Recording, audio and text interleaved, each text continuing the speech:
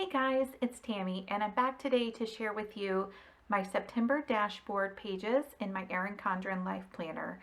So I hope that when I get done today that you will be inspired to use these pages and maybe give yourself some flexibility. Use them differently every month if that is what suits you best. So let's get started. As you can see, I have done a little bit of pre-planning. I started doing some brainstorming a little over a week ago with what I knew was coming up with the month of September and what I thought I would want to focus on for these pages. I'm also going to go back to trying to use these pages for some tracking, so we'll see how that goes. The sticky notes from the kaleidoscope pattern from Erin Condren, obviously, to do my pre-planning. Another item that I think I'm going to use today is the newest stencil, and I'm not sure if you can see this, but basically it has very functional items, little check boxes. That's what I think I'm going to use. So I've got that to the side. My planning pack that I mentioned in my September Plan With Me video, again, I have added the Erin Condren Love to Plan EC Insider's Charm from the launch day. And I have the 10-pack dual tip markers in the back. I'll probably use the purple as my accent color. I have some basic things in here, a couple extra markers and well-kept wipes, and some whiteout. So I always try to keep that nearby when I'm planning. Another item that I'll be using are some leftover stickers from a Planner Kate sheet that she did a partnership with Tony from A Bowl Full of Lemons. And this was a 30-day bag purge challenge. The sheet is S583 and there's just some blank purge stickers and I'm going to be using those. I've also got a couple of sheets out that are Erin Condren sticker sheets. This one was in a sticker book and all I'm going to use from this is some of these rose gold asterisk. And I have also pulled out the functional stickers from the back of the 2019-2020 planner, and I'm going to layer a couple of these. And just in case, I've got my leftover kaleidoscope sticker sheet stickers, just in case I want to use any of those since I'm working with the colorful dashboard pages the way they are. Okay, let's get started. First things first, I don't track birthdays, as I've mentioned before in my planner, at least right now. I do use a Google Calendar and keep track of that other than immediate family members, but I still I don't need this much space. I wish this was maybe blank at the top like this, or I'm not sure. I pretty much have used it for to-dos every single month, and I definitely wish this was lined like this. So if you're on the Erin Condren team and you happen to be watching, please, please, please make this lined. So I'm going to start with that, and that is actually one of the first things I'm going to do with the stickers I just mentioned, where I'm going to layer. So I am just simply going to take this to-do sticker and I'm going to place it on this flag with the asterisk. I think the trick to this is going to be to try to line up the bottom. All right, good enough. I'm happy with that. So I'm going to move this out of the way. Next, I am going to take a minute to draw out the tracking boxes for these 4 areas. I love this hexagon sticky note. I would love to see this in the larger sticky note size. If you got the seasonal surprise box, I believe it was last fall, that had the scalloped edge sticky note pad with the dots on the edges, I'd love to see this sticky note in that size. If you agree, put it in the comments below. Let's start petitioning the company, shall we? Okay, when you have this, I don't know if it'll come through on camera. Let me try to show you. But basically, You can see the calendar grid from the reverse side of this page through the page just slightly. And it lines up with the dot grid in the center in each direction. And so I am going to use that as a guide. And what I'm going to do is create 30 boxes in 4 different sections. So I'll probably speed through that, but I'm going to go ahead and do that right now.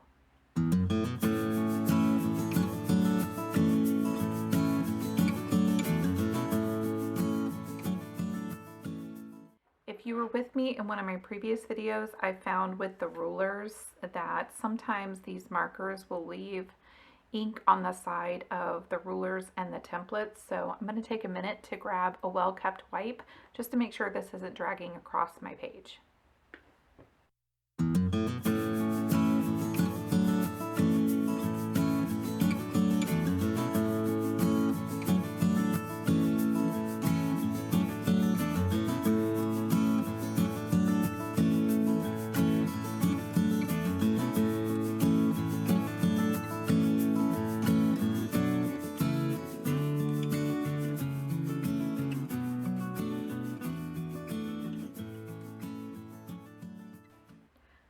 Well, as you can see, this slipped a little bit. One disadvantage to using this stencil for a hard edge is it's very flexible, so this probably wasn't the best choice. But I'll just be extra motivated to fill those days in for my activity tracker, so that's okay.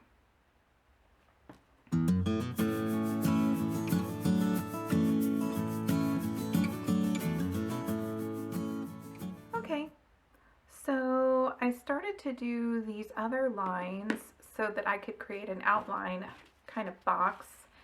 And I think I will go ahead and finish that off. But first I'm going to get some of this marker off of the side of my stencil. So let me just finish that. And what I am doing is kind of holding the stencil taut from end to end. I'm applying pressure outwards to keep it laying down. One more.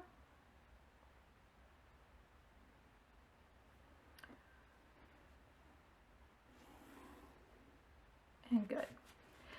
Good enough.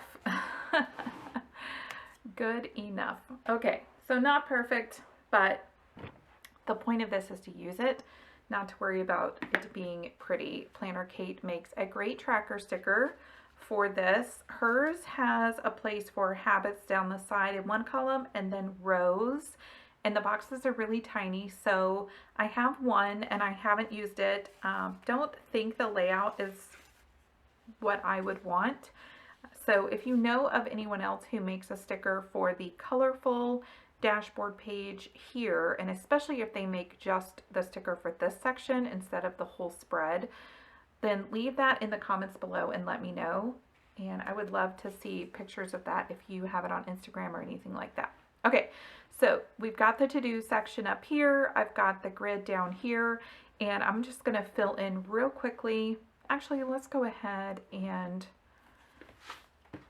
go back to the whole layout, because essentially, other than the check boxes here, it would all be filling it in. So let's go ahead and do some check boxes real quick.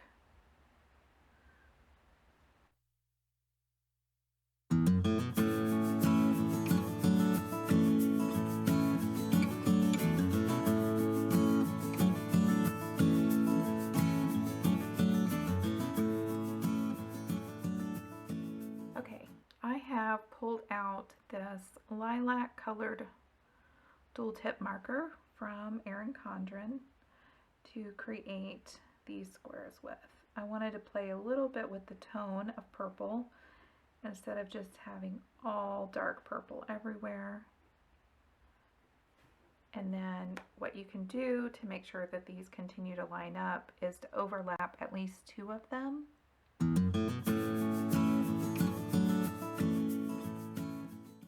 Now that I have this drawn out, my check boxes in place, my header covered here, I believe what I'm down to is just filling everything in. So I'm going to start with this Planner Kate sticker sheet with the Purge categories. And I think since this page is so multicolored and these stickers will go over here, I think what I'm going to use is the purple marker again to put the purple against the yellow. These colors will really play off together. And I have my little list here, so I'm just going to write these out and then I'll be back to lay everything down.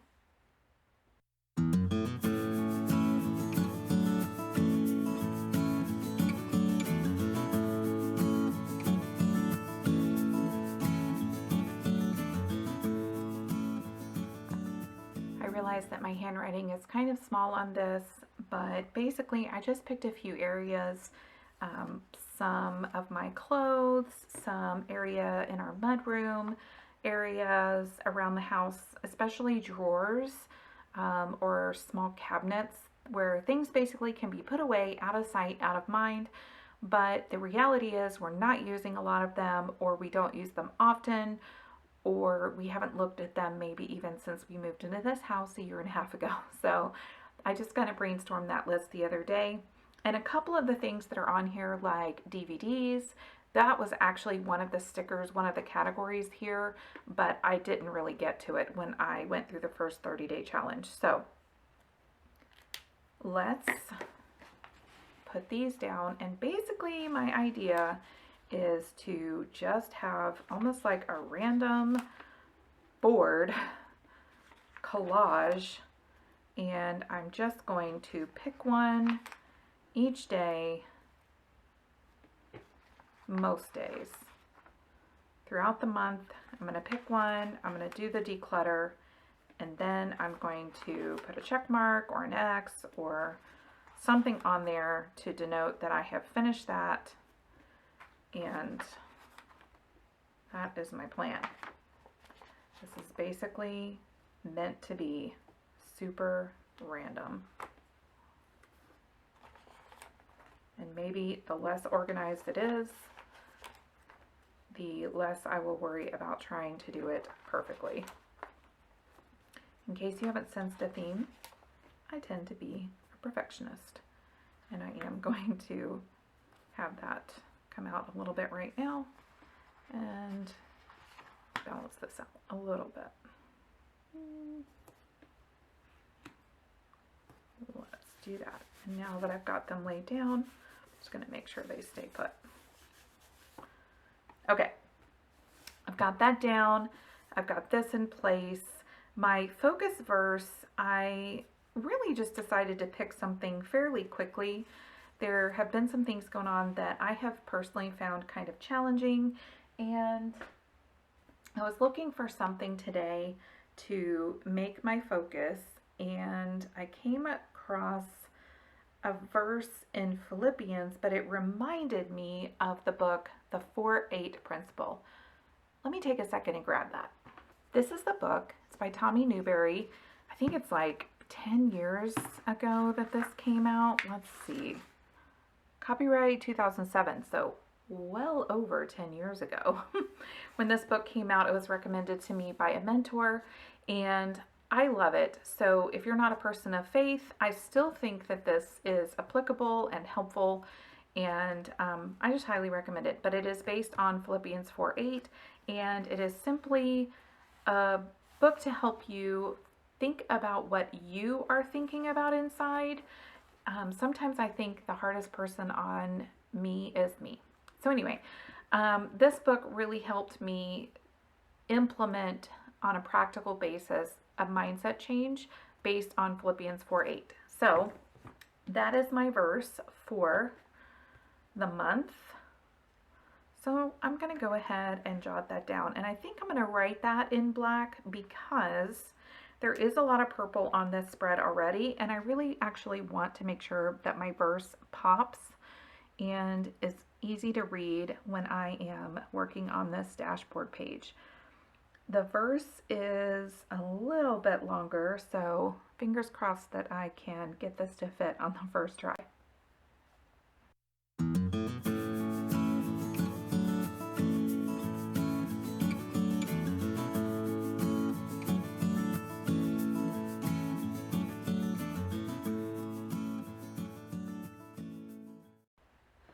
Well, as you can see, I did not write small enough, and that's okay.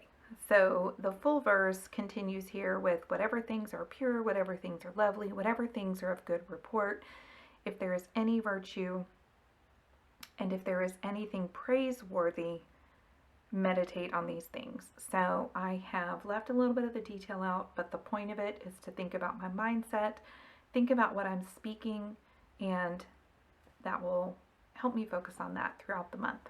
Let's move on to my monthly goals. I have picked up a few copies of the Write the Word journals. There was a limited edition set from Cultivate What Matters that has a journal for, one of them is called The Garden for Nourishing Your Soul, one of them is about worship, and one of them is the Fruit of the Spirit based on Galatians. And I am going to finish reading the Bible in 90 days the week that I'm filming this at the end of August. And so as I go into September, I want to make sure that I'm consistently doing my daily practice of writing out the word in that Cultivate What Matters journal. So that really is a daily practice, but I am just going to summarize it by saying, write the word. Actually, let's use some colors.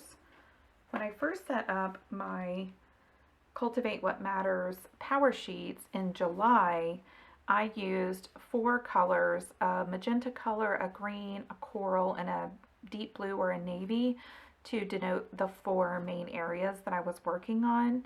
So I think I'm going to use those basic colors in the Erin Condren dual tip markers to bring some color to this so it's not all purple and black. Okay.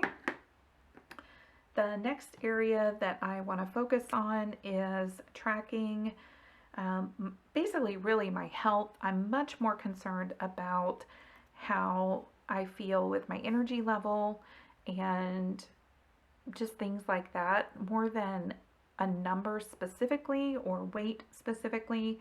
But I know that the more that I track my food and water intake, the more I'm going to be aware of which things are causing problems and which things help me feel more energy. So that's really my focus, and that'll be down here.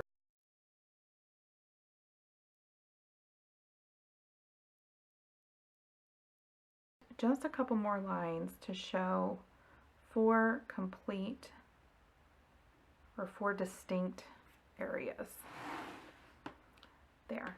Now I have each of these areas separated. So as I was saying, I'm really trying to make sure that I am focused on my health for my energy and that type of thing this month. So my supplements is number 1, tracking my water intake.